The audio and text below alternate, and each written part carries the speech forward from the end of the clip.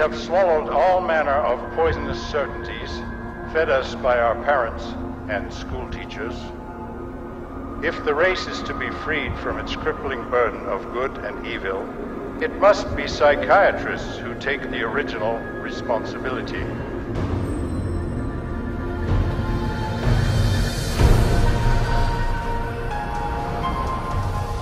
La déclaration de Brock-Chisholm caractérisait l'assaut psychiatrique dirigé vers notre système scolaire. They actually said the purpose was social control, not to pass on knowledge, not to give him something so that he can go into the world of work. En 1950, des psychiatres et psychologues du monde entier se sont réunis à la Maison-Blanche pour proposer une réorientation totale du système scolaire public.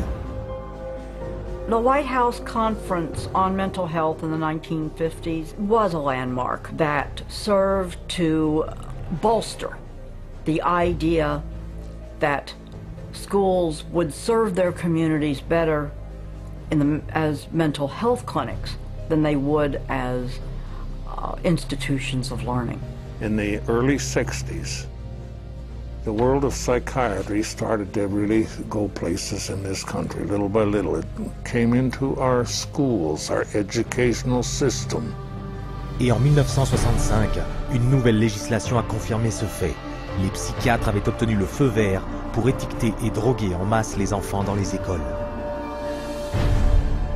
A child is labeled ADD or ADHD the minute he can't sit still for a 10-15 minute period of time, or he talks constantly, or ignores the teacher completely.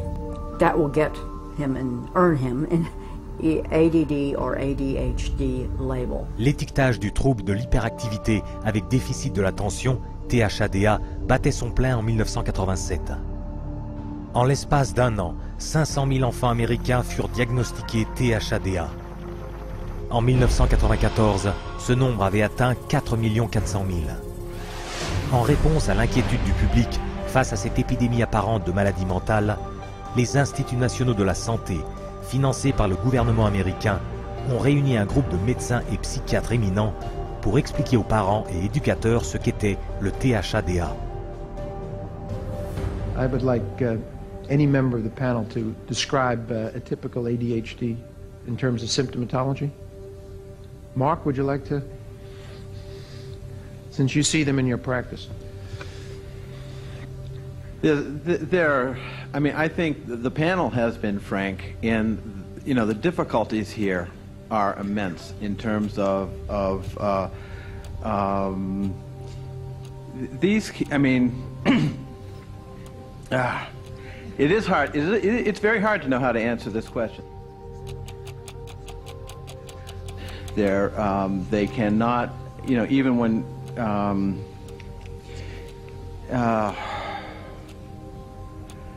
they are as if driven by a motive. There are some good clinical descriptions.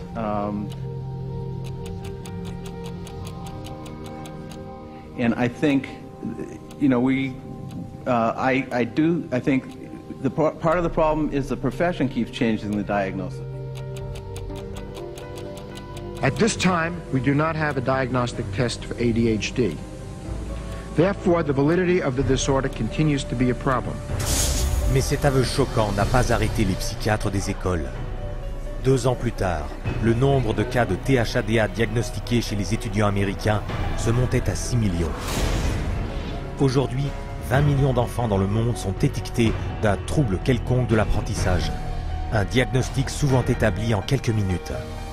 We would sit behind a two-way mirror along with the parents. We would then look at the child. We would do small manipulative activities with them to see where their deficit was. It was wrong what we were doing. We were looking at a 5-minute glimpse of this child's life and saying, okay, here you go. Here's a little pill, take it, you'll be fine. Ces petites pilules, comme la Ritaline, l'Adderall et le Concerta, sont classées par l'Agence américaine de lutte contre la drogue comme des substances aussi addictives que la cocaïne, l'héroïne et la méthamphétamine. When I was on the Ritalin, it made me just feel like totally different, like I wasn't even who I was. I was, flipping out, was twitching, going crazy. I felt like I was out of it all the time, like I wasn't there. I wasn't human. You're just a zombie, pretty much. You do what you can just to get by and just don't do anything extra. My mother never teased me, but she thought I really had ADHD and I was wrong, and I had something wrong with me.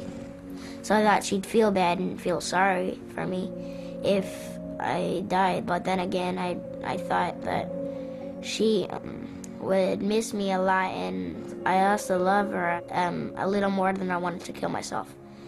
And so I stopped when I realized that.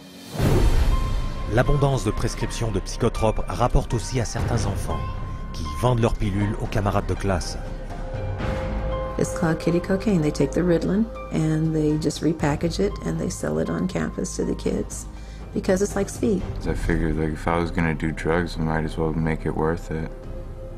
And I ended up doing street drugs, and then I ended up getting into it really bad. We're looking at marijuana and other things as being gateway drugs, and actually the so-called medications are a greater gateway drug. The Ritalin drugs are backfiring big time because if the child is already disruptive and he takes cocaine, he's going to be a lot more disruptive after he's taken it. It is not going to calm him down.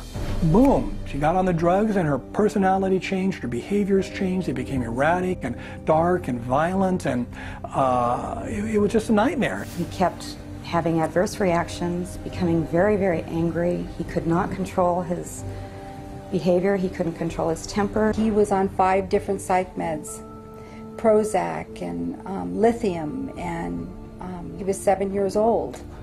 And he was unable to function. He would have rages and then crying and all kinds of just violent rages, grabbing knives and all of this.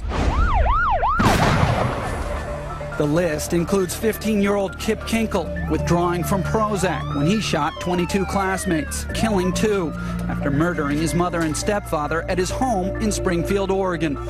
18-year-old Jason Hoffman on Effexor and Celexa when he opened fire at his California high school, wounding 5.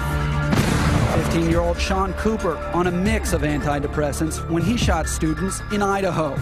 And 17-year-old Eric Harris on Luvox when he and partner Dylan Klebold killed 12 classmates and a teacher in the bloodiest school massacre yet, Columbine. Et tout cela obscurcit la raison même pour laquelle les enfants vont à l'école, acquérir une éducation. Depuis 1970, les États-Unis ont chuté de la 9e à la 28e place dans le classement académique mondial. Alors que durant cette même période, le nombre d'écoliers américains étiquetés de troubles de l'apprentissage est monté en flèche. Et la vente de psychotropes pour traiter le THADA a été multipliée par 32. Children don't ask for psychiatric drugs. Children don't ask to be diagnosed. They don't want to be called crazy. So you ask the classic Roman question, legal question, cui bono, who benefits? The people who make the diagnosis.